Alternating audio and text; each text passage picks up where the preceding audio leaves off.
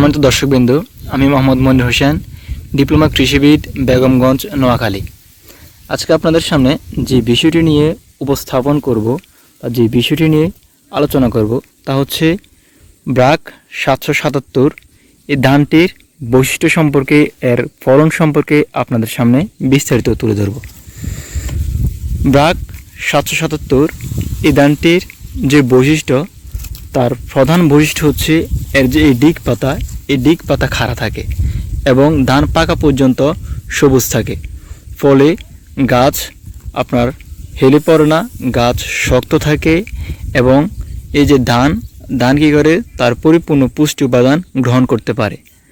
যদি এই ডিগ পাতা সবুজ থাকে তাহলে এই পাতার সাহায্যে কিন্তু গাছ ধান পাকা পর্যন্ত তার পুষ্টি উপাদান সুষমভাবে গ্রহণ করতে পারবে বা পরিপূর্ণভাবে গ্রহণ করতে পারে।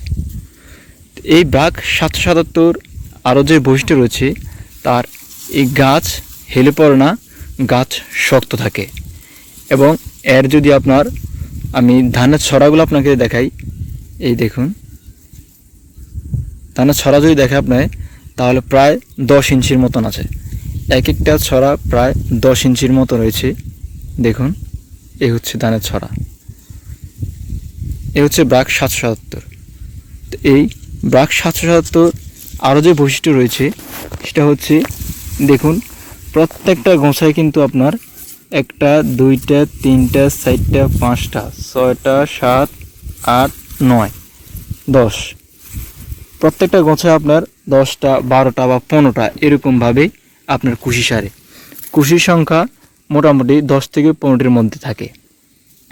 এবং ব্রাক 777 আরও যে বৈশিষ্ট্য রয়েছে সেটার ফলনের দিক থেকে, সেটার ফলন প্রতি শতক যদি হিসাব করে থাকি, তাহলে যদি আপনার হেক্টর হিসাব করি তাহলে সেটাতে 10 মেট্রিক টন, এবং যদি আপনার শতক হিসাব করি সেক্ষেত্রে শতকে মন হয়ে থাকে।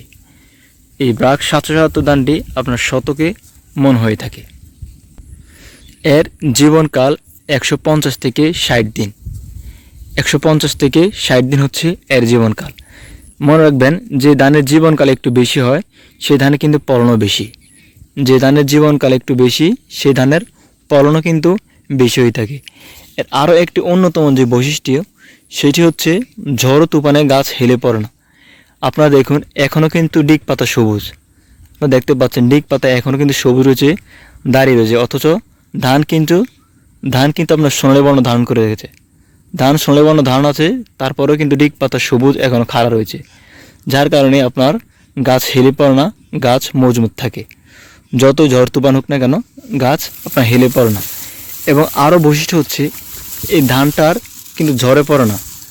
অনেক ধান কী হয়, ঝড়ে পড়ে যায়, কিন্তু এই ধানটা আপনার ঝড়ে পড়ে না। তাই আপনারা যদি আগামী বোরো মৌসুমে এই ধানটি করতে চান তাহলে করতে পারেন। আপনাদেরকে আমি সরজমিনে দেখিয়েছি, দেখুন আপনার চাইলে আগামী বোরো মৌসুমে এই ধানটি করতে পারেন। ধন্যবাদ।